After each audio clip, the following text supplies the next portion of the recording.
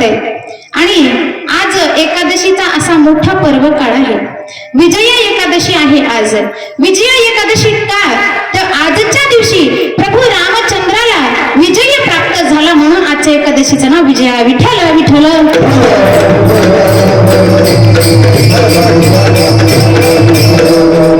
महाराज या अभंगामध्ये सांगतात, आम्हा व्रत एकादशी, आम्ही व्रत एकादशीच करतो. आणि देव आमचा कोण असेल तर आमचा देव केशव आहे. आम्ही तीर्थ तुळशीच घेतो आणि आमची परंपरा आहे. आणि ही परंपरा करत असताना आमच्याकडे दुसरं साधन नाही. अनेक नेनो बा साधन. आमचा विषय फक्त कोण आहे? आमचा विषय हरी कीर्तन. त्याच्या पलीकडे जाऊन सांगतात महाराज की आम्ही संगत कोणाची करतो तर आम्ही संतांची संगत करतो. का तर संत हे प्रेमाचं धन असतात, प्रेमाचं भांडार असतात. म्हणून त्या संतांची संगत आम्ही आमच्या जीवनामध्ये निरंतर करत असतो. मग या अभंगामध्ये 3 चरणामध्ये जे काही सांगितलं तेच तर महाराज चौथ्या चरणात सांगतात की आमची ऐशी परंपरा आहे. विनवी विष्णुदास नारा, आमची ऐशी परंपरा, असा अभंगाचा सरळ भावार्थ. विठ्ठल विठ्ठल.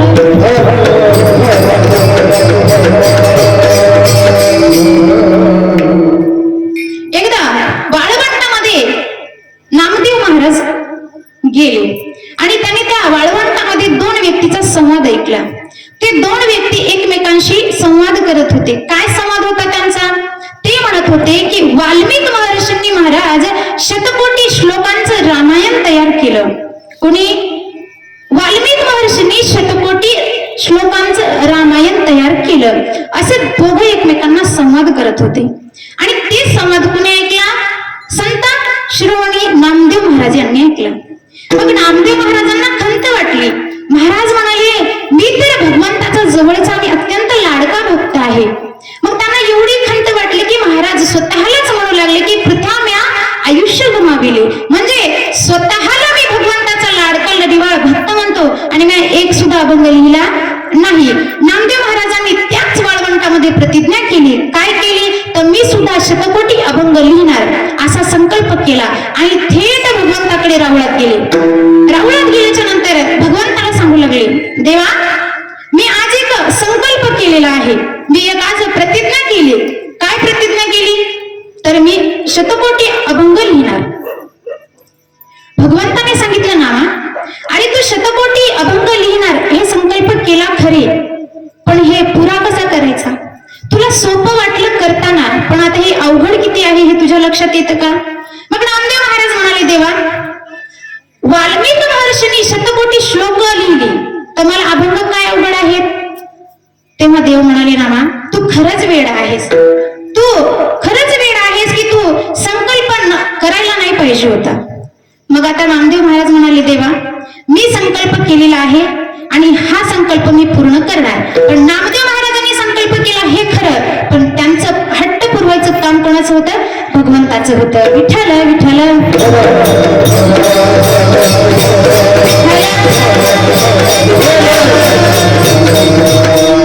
तेव्हा नामदेव महाराजांनी भगवंताला सांगितल्याबरोबर नामदेव महाराजांनी संकल्प केला, पण टेन्शन भगवंताला. देवाला वाटलं आता हे नामदेवांनी केलं खरं, पण आपल्याला आता हे पूर्ण करावं लागतं. कारण नामदेव महाराज हे हट्टी होते आणि आपल्या शास्त्रामध्ये सांगितले की 3 हट्ट पुरवावे लागतात. कोणते कोणते? एक बाल हट्ट, एक स्त्री हट्ट आणि तिसरा राजहट्ट. म्हणजे हे 3 हट्ट ही पुरवावे लागतात. तेव्हा नामदेव महाराज हे भगवंताचे बाळच होते ना, त्यामुळे नामदेव महाराजांचा हट्ट पूर्ण भगवंताला करावाच लागला. तेव्हा भगवंताने सरस्वती मातेकडे जावं आणि तिला आग्रह करावा, प्रार्थना करावी की देवी माझ्या नाम्याच्या जिव्हाग्री बसावी ग तू. तेव्हा सरस्वती माता म्हणाल्या, देवा तुम्ही ब्रह्मांडाचे धनी आणि तो शिंप्याचा नामा, तुम्ही त्याच्यासाठी माझ्याकडे वशिला लावताय. तेव्हा सरस्वती मातेला भगवंतानं सांगितलं, अगं तो शिंप्याचा नामा आहे पण त्याला माझ्याशिवाय आहे तरी कोण? तेव्हा तुला हे काम करावं लागतं. कोणाला?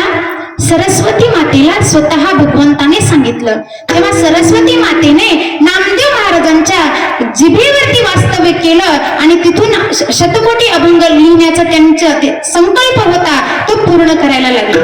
बरं, एकटे नामदेव महाराजांनी संकल्प केला खरा, पण पूर्ण केला का? नाही. त्यांच्या घरामध्ये किती जण होते महाराज? त्यांच्या घरामध्ये एकूण सगळे जण किती होते? 14 जण होते. राजाई गोनाई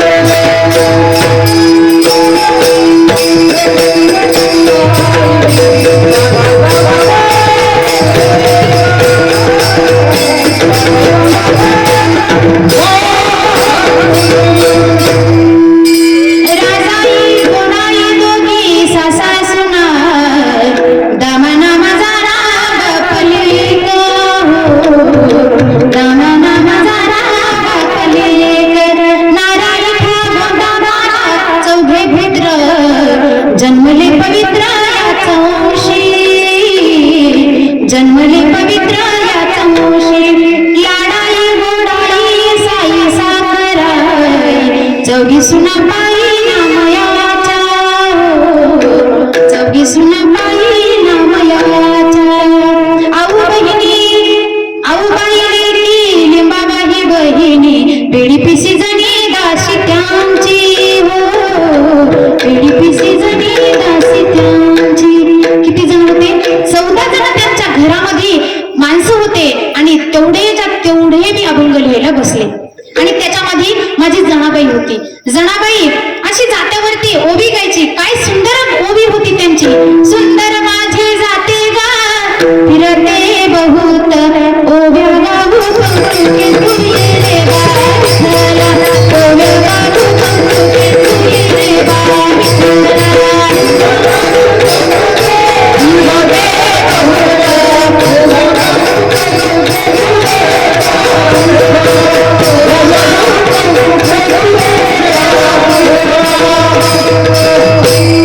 सुंदर अशा माझ्या जणाबाई जात्यावरची बसायच्या आणि अशा ओव्या गायच्या.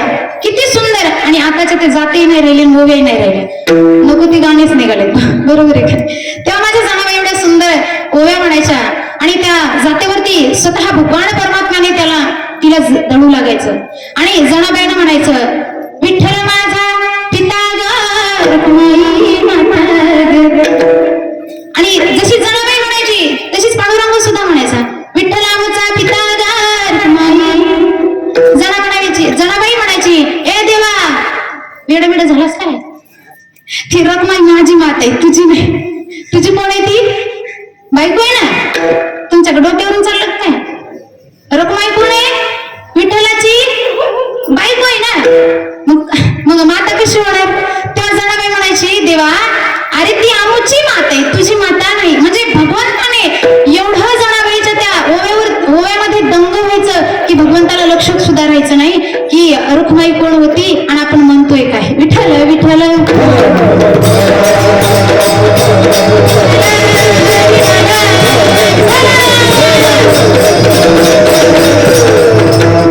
तेव्हा 15 जण नामदेव महाराजांच्या घरामध्ये. आता 15 जणांचं तेव्हाच कुटुंब. आता तर महाराज राहिलंच नाही, काहीच नाही राहिलं की नाही. लग्न झालं कीच तुम्हा सांगत ते वेगळं निघा, वेगळं वेगळं संसार बघा. तुम्हा सांगत ते वेगळं निघा, वेगळं वेगळं संसार बघा. लगेचच लग्न झालं की वेगळं निघायचं. दोनच तोंडन खिचडीन बोंड चालू द्या. आता तेवढा परिवार राहिला का? अजिबात नाही. 15 लोक एका कुटुंबामध्ये आहेत असं कुठं पाहायला भेटते का? नाही. फक्त नामदेव महाराजांच्या तेव्हा घरामध्ये 15 लोक होते. तेवढे त्यांनी सगळ्यांनी अभंग लिहावे आणि त्यामधला हा अभंग म्हणजेच नामदेव महाराजांचे थोरले सुपुत्र नारायण महाराज यांचा. विठ्ठल विठ्ठल विठ्ठल.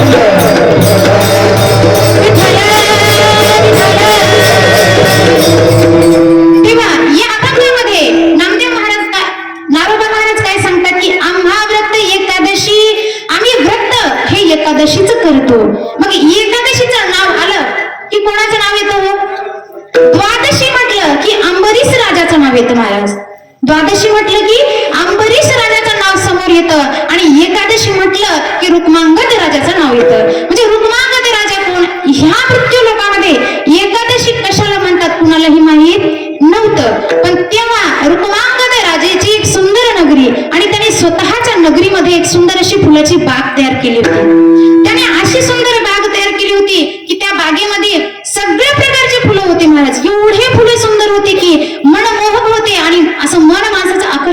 बहार होते. मग ती फुलं जवळजवळ मृत्यू लोकातील माणसालाच नाही तर स्वर्गातील लोकांना सुद्धा आवडावी एवढी सुंदर फुलं होती. मग त्या फुलांची चोरी व्हायला लागली, त्या फुलांची चोरी व्हायला लागली आणि चोरी करते कोण हे कोणाच्याही लक्षात येत नव्हतं. राजाने असा बंदोबस्त केला की ते फुलं कोणीही चोरीला नेऊ नयेत, पण तरी सुद्धा फुलं चोरी होत होते. मग राजा टेन्शन मध्ये आला की फुलांची चोरी नेमकी करते कोण, फुलं कोण नेत असेल. डोळ्यात तेल घालून सेवक लोक तिथं उभे आहेत, तरी कोण चोरी करत असावं. राजाला प्रश्न पडला. मग झालं एके दिवशी असं की सेवकाने धावत धावत राजाकडे जावं. महाराज महाराज चोर सापडले आहेत, चोर सापडले आहेत म्हटले. बरं, राजाला आनंद झाला की कुठले होते आणि कोण होते चोर. तेव्हा त्यांना बोलून आणा म्हणाले. मग राजा त्यांच्याकडेच गेला बागेमध्ये. जसे जसे राजा जवळ येऊ लागले चोर थरथर कापू लागले. आता चोरी करणाऱ्या चोराला भीती तर वाटणारच ना, आपण जर कोणाचं काही चोरलं तर. तेव्हा चोर थरथर कापू लागले. मग राजा जवळ आला आणि राजाने विचारलं की बाबा तुम्ही कुठले आहात आणि कोण आहात, आणि माझे फुलं तुम्हाला पाहिजेच असेल तर तुम्ही विचारून नेऊ शकता, मग तुम्ही चोरी का करताय. तर तेव्हाच त्यांनी सांगितलं, महाराज आम्ही या लोकातील नाहीच आहे, आम्ही स्वर्गातील आहोत आणि स्वर्गातील आम्ही एवढं तुमचे फुलं हे इंद्राला फार आवडतात म्हणून आम्ही रोज येतो आणि तुम्हाला सापडत का नाही. तर कारण स्वर्गातील विमान वरूनच खाली यायचं आणि फुलं जेवढी पाहिजेत तेवढी तोडायची आणि वरच्या वरी निघून जायचं, म्हणजे खाली येण्याचा प्रश्नच पडत नाही. मग चोर सापडतील कसे. तेव्हा त्यांनी सांगितलं, महाराज आम्ही आज कसं काही तुमच्या हाताला आलो, का आलो, आमचं विमान बंद पडले ना त्यामुळं. आणि आता विमान बंद पडले आणि त्यांचं ते सामान आता मृत्यू लोकात काय सापडणार, कुठे सापडणार, ते स्वर्गातच सापडणार ना. विठ्ठल विठ्ठल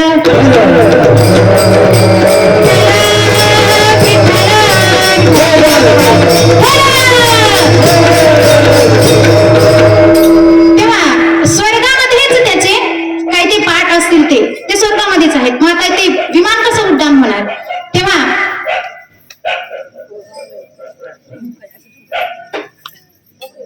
तेव्हा त्या सेवकांनी राजाला सांगितलं, महाराज हा मृत्यू लोक आहे ना, या मृत्यू लोकामध्ये कोणी जर एकादशीचं व्रत केलं असेल तर त्याच्या हाताच्या स्पर्शाने विमान उड्डाण होईल. आता राजा म्हणाला, या गावामध्ये कोणी आहे की नाही माहित नाही, तरी पण पाहूया आपण. राजांनी दौंडी दिली.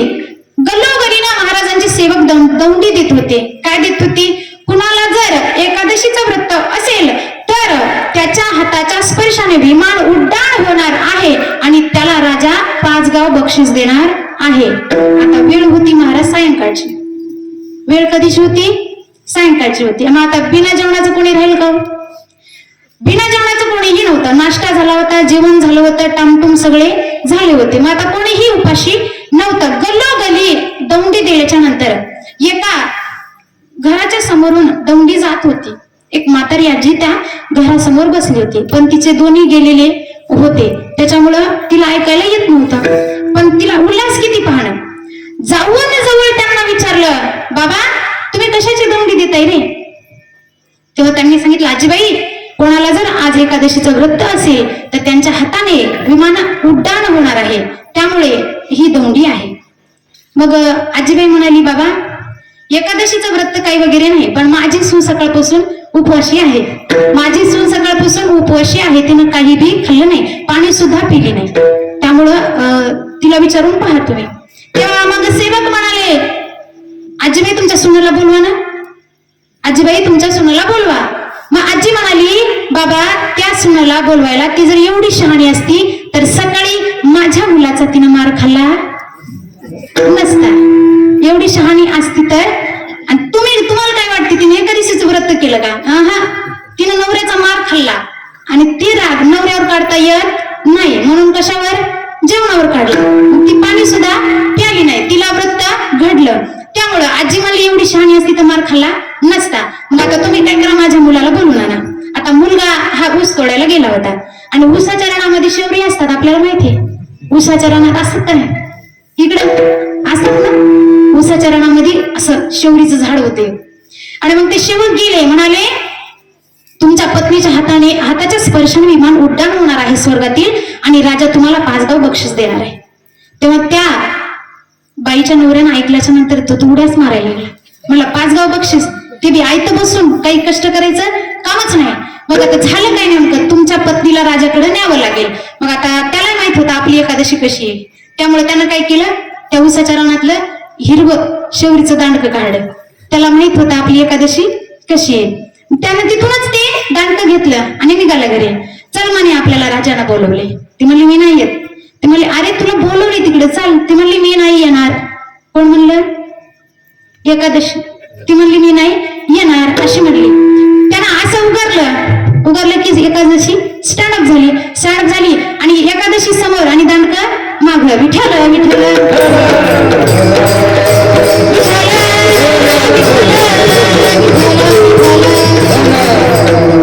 एकादशी समोर आणि दांडकं माग, म्हणजे पत्नी समोर आणि पती माग असं झालं. मग राजाने दुरूनच पाहिलं की बाबाने आपल्या या नगरीमध्ये एवढी पुण्यवान लोक आहेत की त्यांच्या हाताच्या स्पर्शाने विमान उड्डाण होणार आहे. राजाच्या डोळ्यामध्ये आनंदाचे अश्रू आले की माझी नगरी खरंच पुण्यवान आहे. तेव्हा जवळ आले आणि सांगितलं, हाताचा स्पर्श करायला लावला त्या बाईला. हाताचा स्पर्श केल्याबरोबर स्वर्गातील विमान उड्डाण झालं आणि स्वर्गातील विमान उड्डाण झाल्याच्या नंतर जसं ठरलं तसं त्या बाईच्या नवऱ्याला 5 गाव बक्षीस देण्यात आले. आणि असा सोहळा साजरा केला महाराज. जशी आपली आता ह्या सप्त्याची मिरवणूक निघते की नाही, मस्त असले हा तसं टाळ मृदुंग जय घोषामध्ये मस्त त्यांची सुद्धा पालखी काढण्यात आली. दोघं नवरा बायकोशी. तिला एकटीला बसवता येत नाही ना, म्हणजे एकादशीला. मग तिच्यासोबत दांडकंही बसवलं, म्हणजे तिचा नवरा. एकटीला कसं बसवता येईल, जमत नाही ना.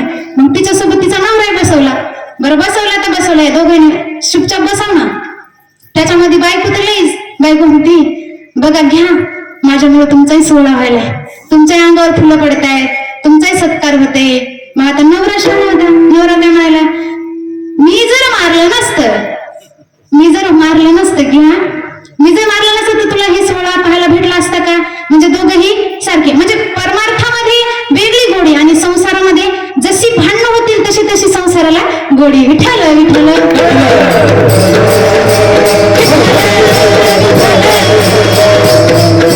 मग तेव्हा त्या दोघांचा सत्कार झाला. फक्त सांगायचं एवढंच, काय त्या मृत्यू लोकांमध्ये एकादशीचं व्रत कोणालाही माहित नव्हतं. पण त्या महिलेच्या हाताने जेव्हा स्वर्गातील विमान उड्डाण झालं तेव्हापासून रुक्मांगद राजाने तोंडी दिली की आजपासून सगळ्यांनी व्रत करायचं. कोणतं, एकादशीचं व्रत. रुक्मांगद एकादशी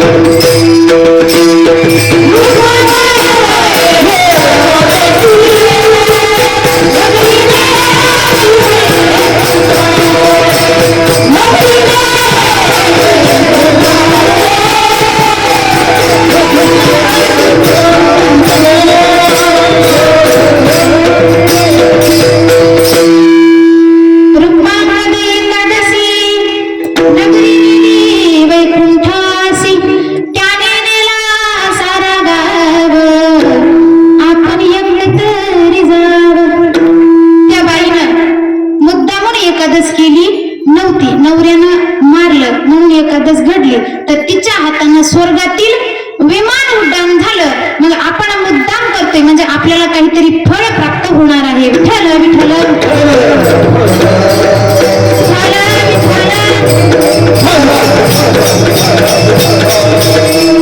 भगवंत सुद्धा स्वतः सांगतात की भगवंताला काय आवडतं. एकादशीवर हेच व्रत्तेषु यदु नंदनः भागीरथीच तीर्थेषु देव भक्तिषु वैष्णवः. देवाला काय आवडतं. व्रता माझी व्रत श्रेष्ठ एकादशी. व्रता माझी व्रत श्रेष्ठ एकादशी.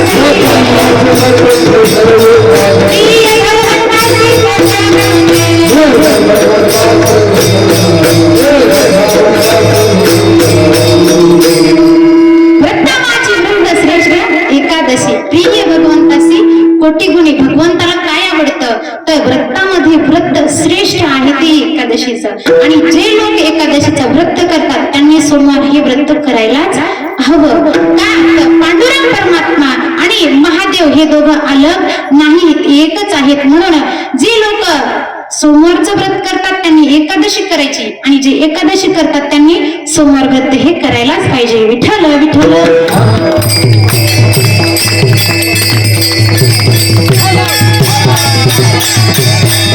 ज्या दिवशी एकादशी असतात महाराज, त्या दिवशी हे अन्नाचा आश्रय घेत असत. कोण्या दिवशी? एकादशीच्या दिवशी. ज्या दिवशी एकादशी असतात त्या दिवशी अन्न हे सगळं अन्नाचा आश्रय पाप जे असतं ते घेतं. म्हणून जे लोक अन्न खातात त्यांना पाप लागतं. मी नाही सांगत हा, हे तसं शास्त्रात आहे तसं सांगते महाराज, बरोबर आहे. म्हणजे अन्नाचा आश्रय पाप घेतात. म्हणून ज्या दिवशी एकादशीचं व्रत आहे त्या दिवशी अन्न खाऊ नये. म्हणून एकादशी केली तर आपल्याला फळ प्राप्त हे निश्चितच होणार आहे. विठ्ठल विठ्ठल.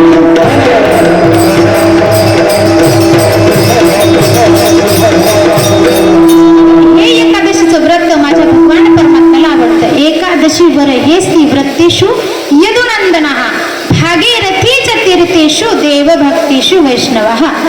भगवंताला एकादशीचं व्रत आवडतं आणि तीर्थामध्ये गंगा आवडते. का गंगा आवडते? वाचे म्हणता गंगा गंगा सगळे पाप सर्व पाप जाती गंगा. म्हणजे गंगा ही भगवंताला आवडते. तीर्थामध्ये व्रतामध्ये एकादशी, तीर्थामध्ये गंगा आवडते. आणि भक्तांमध्ये कोण आवडतं? तर भक्तांमध्ये वैष्णव आवडतो. आवडे देवाशी तो एका प्रकार.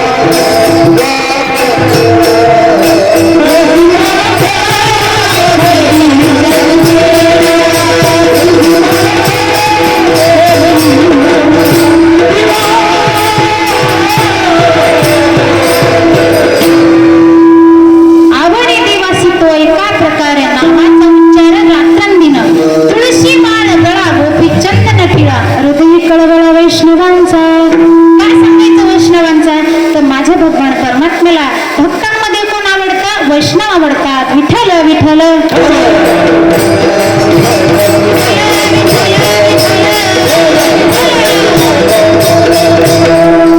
मग भगवंताला एकादशीचं व्रत एवढं आवडतं म्हणून तर नारायण महाराज बघाच्या पहिल्या चरणात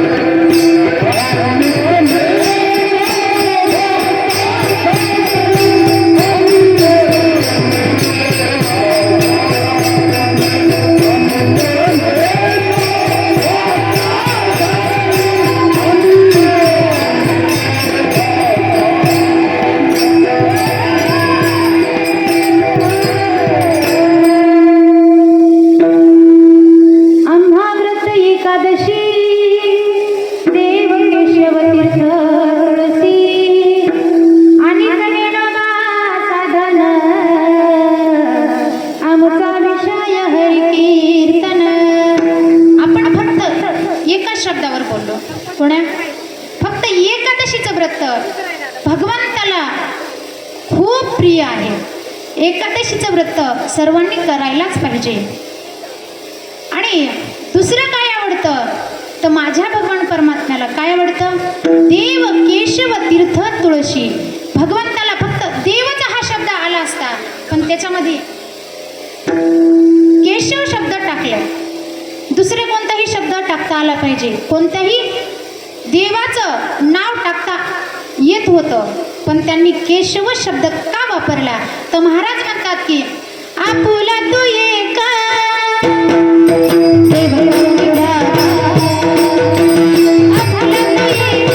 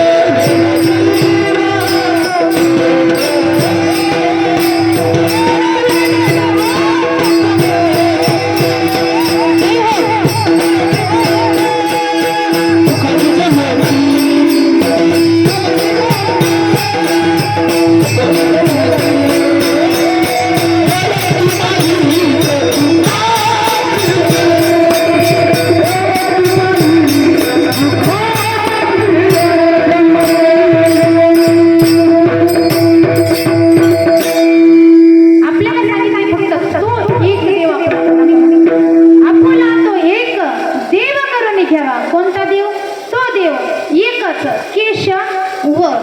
आपुला तो एक देव करून घ्यावा. का घ्यावा? तर तेने विना जीवा सुख नव्हे. कारण त्याच्याशिवाय या जीवाला सुख प्राप्त होतच नाही. कारण मुंगीपासून अगदी ब्रह्मदेवापर्यंत जी लोक सुखाकरिताच धावपळ करतात, समाधानाकरिताच धावपळ करतात, पण ते समाधान ते सुख कुठे प्राप्त होतं? सर्व सुखाचे आगर बाप रखुमा देवीवर फक्त पांडुरंग परमात्म्याजवळ त्या भगवंताजवळ सुख प्राप्त आहे. पण आपण नको तिकडं सुख शोधतोय. कुठं शोधतोय? आपण प्रपंचामध्ये शोधतोय. पण प्रपंचामध्ये सुख आहे का? दुःख बांधवाडी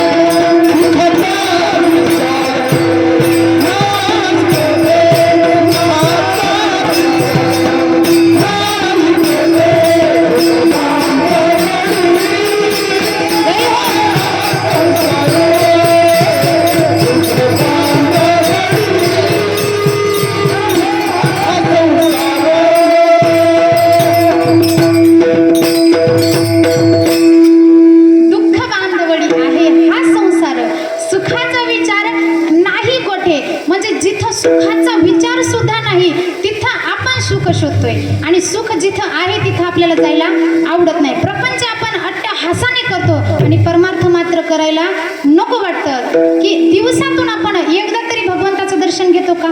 बरं, घ्यायला आलो तर आलो, दर्शन एकदाच घेतो, एकदाच डोकं ठेवतो आणि नको ते मागतो. म्हणजे मागायची लिस्ट एक, किती भरपूर मागायचं आणि दर्शन भगवंताचं थोडंच घ्यायचं.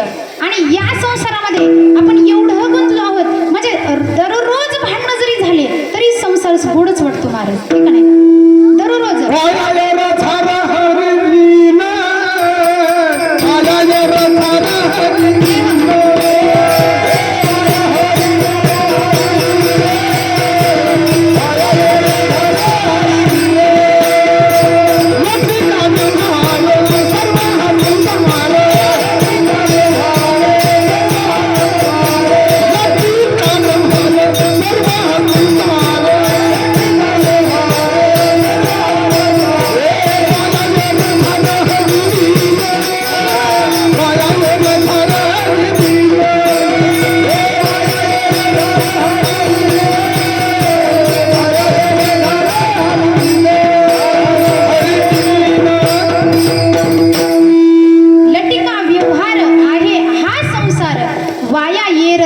हरिविन, त्या भगवंता विन येरझार ही सगळी काय आहे? सगळी वाया आहे. आपण परमार्थ करावा लागतो आणि परमार्थ करावा लागतो, पण आपण करत नाही आणि प्रपंच होत असतो तरी त्या प्रपंचाच्याच मागं लागतो. किती संसारात भांडणं हो, किती संसारात भांडणं, तरी गोडच. आता तुम्ही निरीक्षण करा की बायकांचं, म्हाताऱ्या माणसांचा, म्हाताऱ्या बायकांचं ही मान कशी करते? अशी अशी करते. लक्ष करून अशी अशी. कोणाची? महिला मंडळींची. आणि पुरुषांची मान अशी अशी करते. म्हाताराचं सांगते मी, म्हणजे जेव्हा म्हातारे होतात ना तेव्हाच. महिला मंडळ कशी करते? अशी अशी. आणि पुरुष वर्ग अशी अशी. का? लक्ष द्या तुम्ही. का? तर महिला मंडळ काय म्हणतात महाराज? आणा, म्हणजे येऊ द्या घरामध्ये, येऊ द्या. आणि पुरुष वर्ग काय म्हणतात? नको पैसे नाहीत, नको पैसे नाही, आहे की नाही? म्हणजे एवढा संसारामध्ये. एकदा एका मालकाला बाई म्हणाली, अहो गुलाबजामुन आहे ना खूपच गोड केलेत आणि लई छान केलेत, खाताय का? मालक म्हणाले, नको ग, कसं फुकटचं मला खावंच होतं नाही, जिरणं झाले. कोण म्हणाले? मालक म्हणाले. कोणाला? मालकिनीला. तर मालकीन म्हणाली, तुम्हाला आत्ता गुलाबजामुन जिरणं, तर माझ्या बाबांनी दिलेला हुंडा बरं जिरला, माझ्या बाबांनी जे काही दिलं ते बरं तुम्हाला हजम झालं, म्हणजे आत्ताचे गुलाबजामुन खावट नाहीत. विठ्ठल विठ्ठल.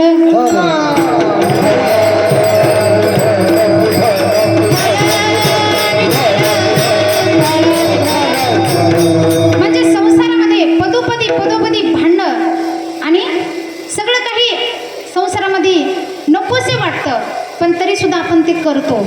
आणि परमार्थ ज्यामध्ये आपलं भलं आहे, जे आपल्याला तिथं समाधान भेटतं, तिथं आपल्याला जायला आवडत नाही. म्हणजे तो भगवंत कोणता?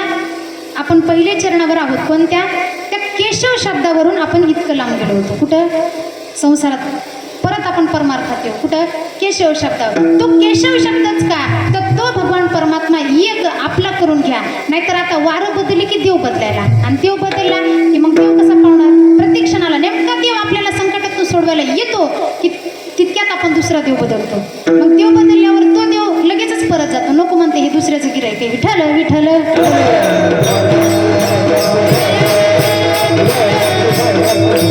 म्हणजे ते केशव की महाराज म्हणतात की आम्ही एकादशीचं व्रत करतो आणि देव आमचा कोण आहे? केशव देव आहे. आम्ही तीर्थ कोणतं घेतो? तर फक्त तुळशीचं तीर्थ घेतो. का तुळशीचं तीर्थ घेतो? की महाराज सांगतात आम्हाला तुळशीची पवित्र माळ आपण गळ्यामध्ये घातली पाहिजे. का? तर या देहाचं सार्थक होतं. तुळशीची माळ गळ्यामध्ये पवित्र अशी घातली, या शरीरावरती पाणी जे पडतं ते तुळशीच्या माळीवरती, आणि ते आपल्या शरीरावरती पडतं आणि पवित्र असं शरीर होतं. म्हणून ती तुळशीची माळ भगवंताला एवढी प्रिय आहे की एकदा सत्यभामाला गर्व झाला होता. सत्यभामा मातेला एवढा गर्व झाला होता की माझ्याकडे एवढी श्रीमंती आहे, एवढं सोनं आहे, एवढं धन आहे की भगवंताच्या बरोबरीचं मी धन मापू शकते. कोणाला? सत्यभामा मातेला. झोपल्या नाही तुम्ही? झोपली का काय? नाही ना, हा लक्ष द्या.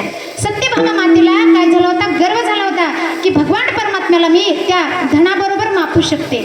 भगवंताच्या लक्षात आलं की सत्यभामेला गर्व झालाय आणि आता तिचा गर्व काय करायला पाहिजे? काढायला पाहिजे. भगवंत एका मापात बसले आणि दुसरीकडं सत्यभामा मातेने जेवढं काही घरामध्ये धन होतं ते सगळं काही एका तराजूमध्ये ठेवलं. म्हणजे एकीकडं भगवंत आणि दुसरीकडं धन. कितीही धन ठेवलं, सगळं घरातून संपलं तरी सुद्धा भगवान परमात्म्याची बरोबरी झाली का?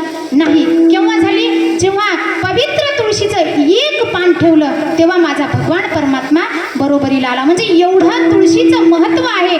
ती पवित्र तुळशीची माळ आपल्या गळ्यामध्ये घाला. म्हणून तर महाराज सांगतात की आम्हाला तुळशीचं तीर्थ आवडतं. आमचा देव फक्त एक केशव आहे आणि आम्हाला व्रत हे एकादशीच आहे. याच्या पलीकडेच आमचं साधन नाही अभंगाचं दुसरं जग.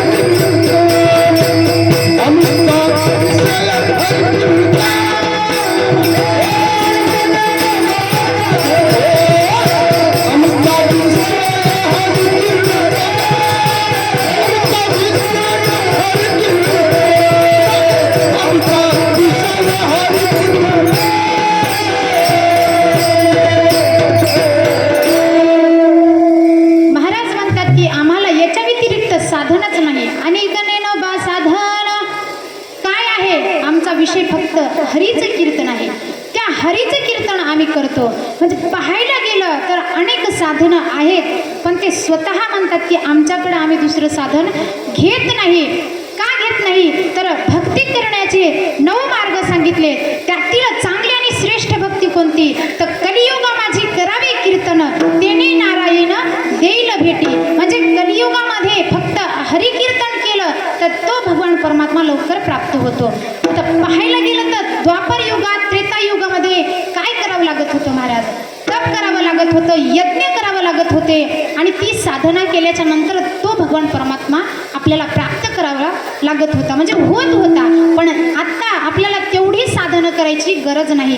काय करायचं? फक्त आणि फक्त हरीचं कीर्तन आम्ही करतो. तर तो भगवान परमात्मा जर आपल्याला प्राप्त करायचा असेल तर काय करावं लागेल? हरिप्राप्तीसी उपाय धरावे संतांचे ते पाय. म्हणजे तो भगवान परमात्मा आपलासा करायचा असेल तर काय करावं लागेल? हरीचं चिंतन, हरीचं कीर्तन आपल्याला करावं लागेल. याच्या पलीकडे महाराज काय सांगतात अभंगाच्या 3ऱ्या चरणात? संत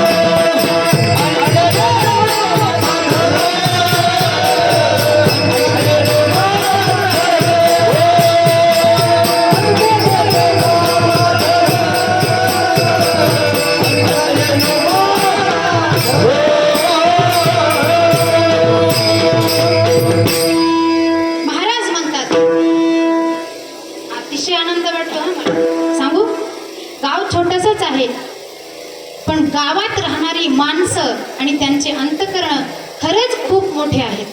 कारण सप्ताह आपण करतो का काहीतरी परिवर्तन घडावं, आणि गाव जरी छोटं असलं तरी सप्ताह आपण जो करतो आणि सप्त्यामध्ये जे गुणीजन माणसं लावलेत दोनच असावेत, मात्र असे असावेत. एकदा जोरदार टाळे वाजवा. जास्त पसारा काही कामाचा नाही, उगा सगळा मंडप भरण काचतच काही नाही का. म्हणजे ते भरपूर मसाला ते टाकायचा आणि भाजीला चव नाही कशाला असं म्हणतात ना, ते तसं काम नाही, पण आनंद वाटतो. महाराज काय म्हणतात की संत संगत निरंतर, आम्ही संतांची संगत करतो. संतांची संगत आम्ही निरंतर करतो का, तर संत हे प्रेमाचा भांडार असतात. तुम्ही संत माय बाप कृपावंत, संत हे आपली मायबाप आहेत. संतांजवळ प्रेमाचा भांडार आहे. कारण भगवंताला काय लागतं महाराज, फक्त आणि फक्त प्रेम लागतं. थोर प्रेमाचा भुकेला हाची दुष्काळ तयाला, फक्त प्रेम पाहिजे त्या भगवंताला. महाराज म्हणतात की भक्ती प्रेमाविना ज्ञान नको देवा. भक्ती प्रेम, जिथं ज्ञान असेल, जिथं भक्ती असेल, पण तिथं जर प्रेम नसेल तर ते प्रेम, ती भक्ती, ते ज्ञान मला नको देवा. मग ते प्रेम कुठं आहे, संतांच्या जवळ आहे. म्हणून तर संतांची संगत आम्ही निरंतर करतो. थोडक्यात सांगते की संतांचं महत्व काय आहे आणि संत संत कोण आहे. तो संत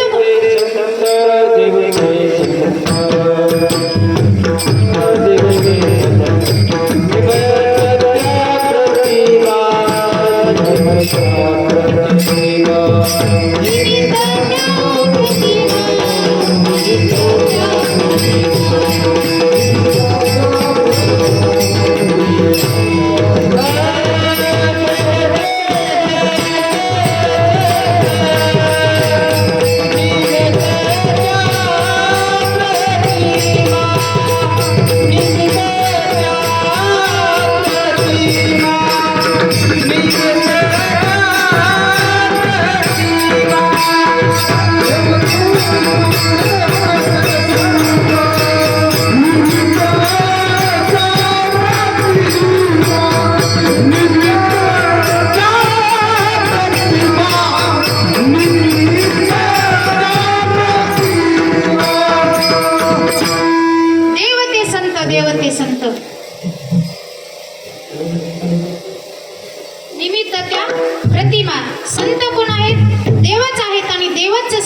आहेत. म्हणजे तर थोडक्यात पाहायला गेलं तर अवतार पांडुरंग नाव ठेवले ज्ञानी, म्हणजे अवतार पांडुरंगाचा, पण नाव कोणाचं ठेवलं? ज्ञानोबरायांचं नाव ठेवण्यात आलं, पण अवतार हे पांडुरंग परमात्म्याचाच आहेत. संतांची संगत माणसाच्या जीवनामध्ये अत्यंत महत्वाची आहे. संतांची संगत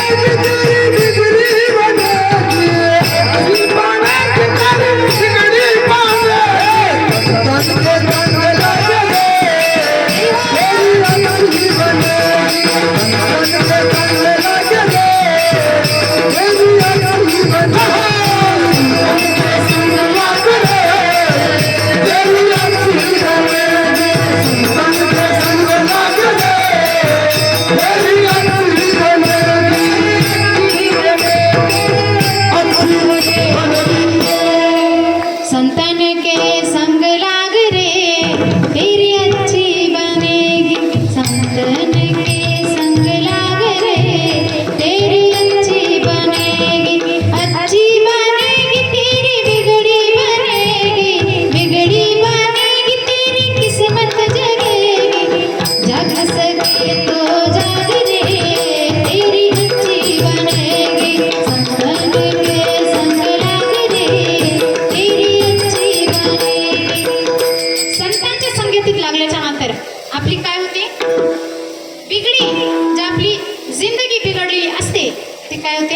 चांगली होते. पण केव्हा? संतांच्या संगतीत लागल्याच्या नंतर. संतांची संगत माणसाच्या जीवनामध्ये म्हणजे गरजेची आहे. आणि ती संगती महाराज म्हणतात ना, आम्ही संतांची संगत कशी करतो? निरंतर करतो, ज्याच्यात अंतर पडत नाही अशी निरंतर संगत आम्ही आमच्या जीवनात करतो. थोडक्यात जर सांगायचं झालं तर संतांची संगत किती महत्वाची आणि का महत्वाची आहे तुम्हाला सांगते. विठ्ठल विठ्ठल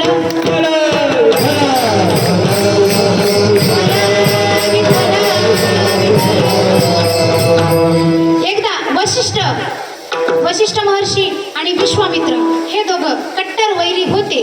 पण त्यांचं वैरी पण संपल्याच्या नंतर मित्रता झाली. आता मित्रता झाल्याच्या नंतर देणं घेणं होतं, येणं जाणं होतं.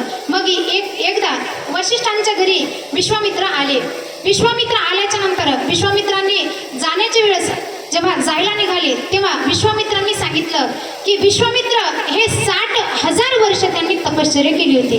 कोणी? विश्वामित्रांनी. लक्ष देऊन ऐका तरच लक्षात येईल. विश्वामित्रांनी 60,000 वर्ष तप केलं होतं. मग विश्वामित्रांनी सांगितलं मी त्याच्यामधलं 1000 वर्षाचं तप दान करतो. किती? 1000 वर्षाचं तप मी दान करतो. कोणासाठी? फक्त तुमच्यासाठी. कोणासाठी? वशिष्ठावरती खुश होऊन. मग वशिष्ठ महर्षी म्हणाले ठीक आहे. मग वशिष्ठ महर्षी काही दिवसांनी विश्वामित्रांकडे गेले. विश्वामित्रांकडे गेल्याच्या नंतर जेव्हा वशिष्ठ महर्षी निरोप देतात तेव्हा वशिष्ठ महर्षींनी सांगितलं की मी काय करतो? संतांच्या संगतीतलं अर्ध घडी, किती? अर्ध घडी पुण्य दान करतो. म्हणजे त्यांनी यांना दान दिलं आणि यांनी त्यांना दान दिलं. पण दानात फरक काय आहे? विश्वामित्रांनी दान दिलेलं हे 1000 वर्षाचं तप हे त्यांनी दान केलं आणि वशिष्ठ महर्षींनी जे दान केलं ते दान कशाचं होतं? अर्ध घडी संगतीचं होतं. मग तेव्हा वशिष्ठ महर्षींनी सांगितलं तुम्ही दान दिलेलं ते थोडं कमी आहे आणि मी जे दान दिलंय ते मोठं आहे आणि महत्वाचं आहे. पण म्हणलं? वशिष्ठ महर्षी विश्वामित्रांना सांगायला लागले. मग विश्वामित्रांना थोडासा अहंकार होता. कशाचा? की मी 60,000 वर्ष तपश्चर्या केली. मग त्या तपश्चर्याचा त्यांना अहंकार होता. तर ते म्हणाले मी 1000 वर्षाचं तप दान केले. किती? 1000 वर्षाचं. आणि संतांची संगत किती आहे? अर्ध घडी. 1 घडी सुद्धा नाही, फक्त अर्ध घडी. मग अर्ध घडी संत संगतींचं पुण्य तुम्ही दान केले. मग कोणाचं पुण्य मोठं? विश्वामित्रांना वाटलं की माझं पुण्य मोठं. पण वशिष्ठ म्हणाले, वशिष्ठ जास्त तपश्चर्या केलेले होते आणि अधिकारी महर्षी होते. त्यांनी सांगितलं माझं. आता त्या दोघांमध्ये वाद झाला. पण जेव्हा त्यांचा वाद सुटत नव्हता तेव्हा ते ब्रह्मदेवाकडे गेले. ब्रह्मदेवाने सांगितलं तुमचा प्रश्न खूपच मोठा आहे, माझ्याकडे काय प्रश्न फक्त काम काय आहे तर मी फक्त सृष्टीची उत्पत्ती करणारा आहे. मग माझ्याकडे या प्रश्नाचं उत्तर नाही, तुम्ही कोणाकडे जा, विष्णूंकडे जा. विष्णूने सांगितलं हे काम माझं नाही, कारण तप मी करत नाही. तपश्चर्या कोण करतात, तप सगळ्यात मोठे तपस्वी कोण आहेत तर देवादिदेव महादेव आहेत. तुम्ही महादेवांकडे जा. जेव्हा महादेवांकडे गेले तेव्हा महादेव म्हणाले मी जेव्हा समुद्र मंथन झालं आणि त्यामधून जे हलाहल नावाचं विष प्रकट झालं आणि ते हलाहल नावाचं विष जेव्हा मी पिलं ते विष पिल्याच्या नंतर माझ्या इथं कंठामध्ये ठेवलं कोणी, देवादिदेव महादेवांनी. मग ते विष जेव्हापासून मी पियालो तेव्हापासून माझी बुद्धी थोडी ध्यानावर नाही, त्यामुळं मला तुमचा प्रश्न सुटणार नाही. तेव्हा महादेवाने सांगितलं तुम्ही शेषांकडे जा, ज्यांनी पृथ्वी त्यांच्या डोक्यावरती घेतली होती. कोणी, शेष म्हणजे नागराज. त्यांच्याकडे तुम्ही जा, त्यांना तुमचा प्रश्न सांगा, ते तुमचा प्रश्न सोडवतील. मग ते दोघं कोण, वशिष्ठ महर्षी आणि विश्वामित्र कोणाकडे आले, शेषांकडे आले. हा अशा ऐकणार पाहिजे म्हणजे कीर्तनकार ध्यानावर राहते. विठ्ठल विठ्ठल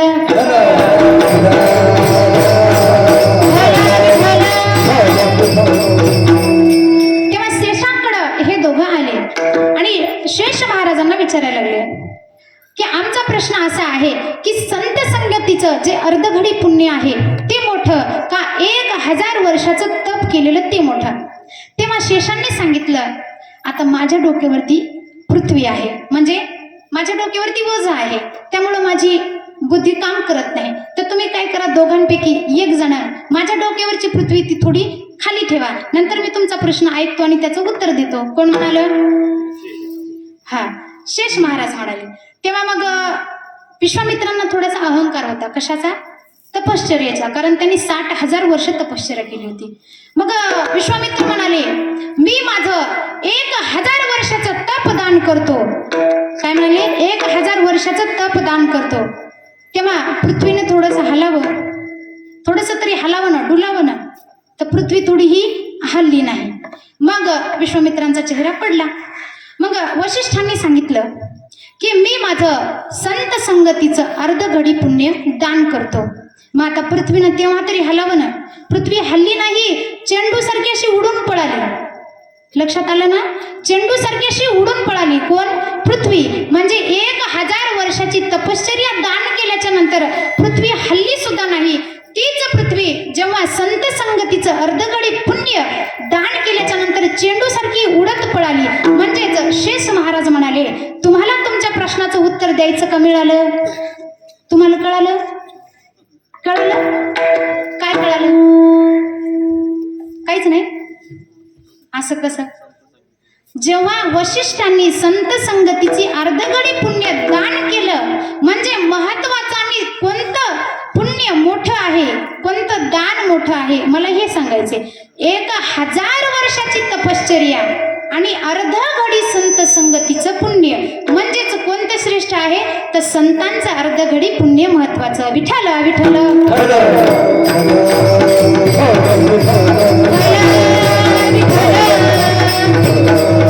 मग त्या संतांची संगत महाराज काय म्हणतात, आम्ही संतांची संगत का करतो तर जास्त महत्वाची आहे. एक तर संत ज्यांची बिघडलेली आहे त्यांची नीट करतात. संतांच्या संगतीत गेल्याच्या नंतर माणसाच्या जीवाचं भलं होतं. म्हणून संतांची संगत आम्ही काय करतो, निरंतर करतो. का तर संत हे प्रेमाचं भांडार आहेत. जगाच्या कल्याणा संतांच्या विभूती देह कष्टविधी परोपकारे म्हणजे ती संत. म्हणून त्या संतांच्या संगतीत आम्ही जातो आणि त्यांची संगत कशी करतो, निरंतर करतो. एकदा सर्वांनी हात वरी करा, विठोबा रखमाई भजन घेऊ.